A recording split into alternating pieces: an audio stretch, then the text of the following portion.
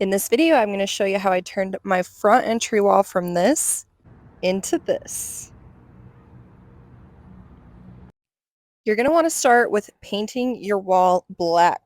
And yes, I said that correct, black. If you leave it white behind your wood slats, it looks funky to me. I have seen a few of these online. I think it looks much better when the black is behind it. It looks much more like a true wood slat or wood panel wall.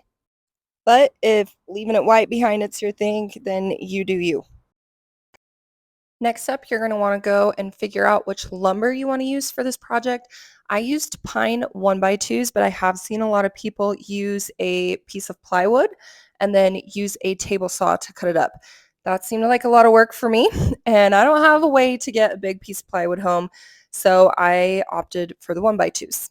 Now, unless you want the boards to remain just untouched pine, you are going to need to stain them. So first step is to put a pre-stain conditioner on so that the pine will stain better. And I will note that I was able to get all of these boards pre-stained easily with just one of the sample sizes.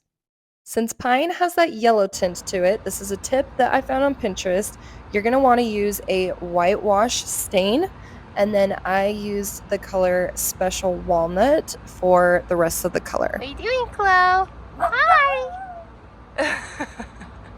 Tell him. Oh, you tell him.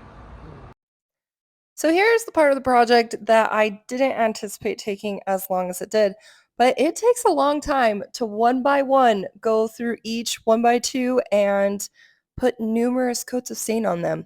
So this was my first attempt at whitewashing the pine boards.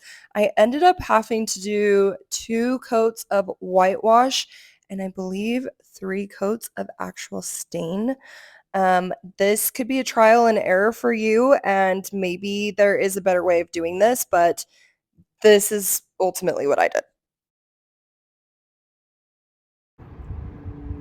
Why does every project that I do end up like this? I have one freaking board left. Really? After I had done a couple coats of whitewash, then I realized that I probably should cut the boards down and not have to stain the entire thing. So I would actually recommend doing that at the very beginning of the project. But hey, I am here to do everything wrong the first time so that you guys can do it right when you do it. And if you don't have a miter saw, this is my little plug for it being one of my favorite and most used tools. For my first coat of stain, I wiped it on, and then after a couple minutes, I actually wiped it back off. I think that looking back, since I did do the whitewash as well as the pre-stain, I think you could just go ahead and do one coat and leave it on and see what the color looks like after that. And also, since it is a wood slat wall, you do want to do the sides as well. So even though you think you're only going to see the front of that piece of board, you will see the sides, so you've got to stain the whole thing. Okay, so after the second, was that my second coat yesterday? Yeah, that was my second coat yesterday. This is what it is looking like. There are some that I love.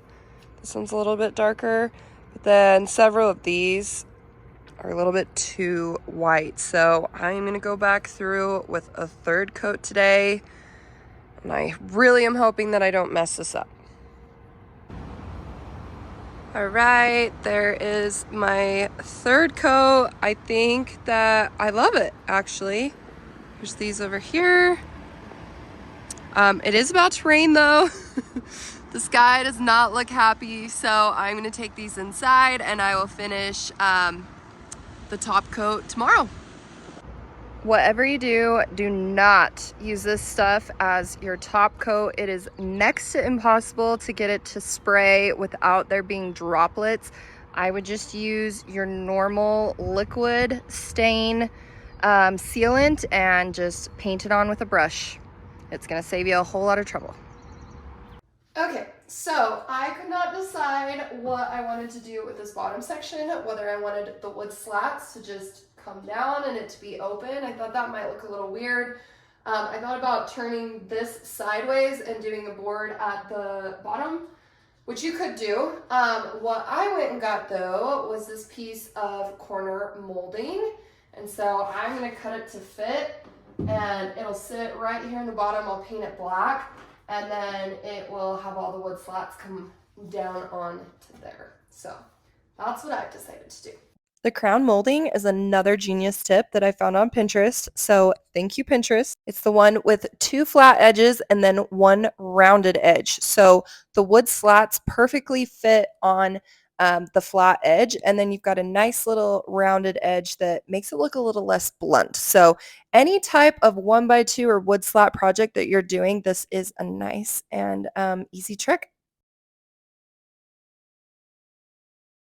Okay, now it is finally time to install the wood slats. My recommendation is to go get a piece of trim board that is pretty thin. I think the one I used is a 1/4 inch, and then you are able to use that as your divider with this project. Because the trim board that I got wasn't exactly straight, I cut it into several pieces so that I could use it as a reference in between each of the boards as I was installing them. I also used my brad nailer with 1.5-inch nails in order to install these, but that also makes it so that they are pretty easy to take out.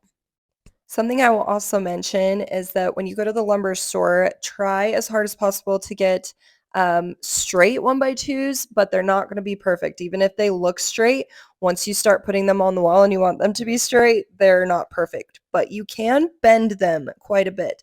So I would generally start second to the bottom, and then I would work my way up to the top, and then oftentimes have to kind of pull the bottom back over and make it straight. I definitely did that because I was having a hard time reaching the very top to brad nail it in, and so it was easier for me to have to kind of manipulate the bottom of it. And I also sincerely hope that wherever you're putting this wood slat wall in your home, it is not over a set of stairs that is super awkward, because I went up and down my ladder a million times and almost fell off several times. So be safe.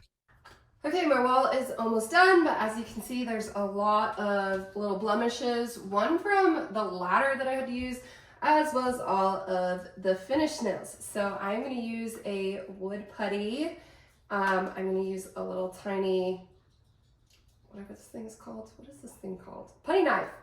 I'm going to use a little tiny putty knife to spread it. And then I also have a marker in the color walnut that I am going to go over anything that might have been scratched but doesn't need to be filled in. This process was actually pretty quick and easy. I couldn't find an exact match for the wood filler, so I would use a putty knife as well as my finger to fill in the nail holes with that. And then I went over it with the specific furniture darker colored marker. And then I would be able to scuff that up with my finger as well, and it blended right in, so you can barely even notice that there are nail holes at all. I love that every time I come home, this is the first thing I see when I walk in my front door. This is one of many projects for this front entryway. I also redid my stairs, so you can look at my channel for that video. And next up, I'm gonna be doing a gallery wall over here. So let me know in the comments what you think, whether you like the wood slat walls that are coming in or whether you don't. And if you have any questions on my process and anything that I can help you with, just let me know.